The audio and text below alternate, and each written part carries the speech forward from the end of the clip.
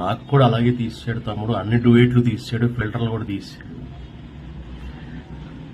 అక్క నా ఒక్కడికే తీసాడేమని నేను ఎంత టెన్షన్ పడ్డాను తెలుసా.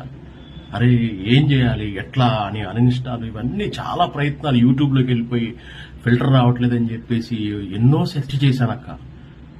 కానీ ఈరోజు నా అక్కలు, నా చెల్లెమ్మలు, మీరందరూ కూడా మాకు రావట్లేదు అనేప్పటికీ ఈ తమ్ముడికి తోడుగా మీరందరూ వచ్చేసరికి నిజంగా నాకు చాలా సంతోషం అనిపిస్తుంది.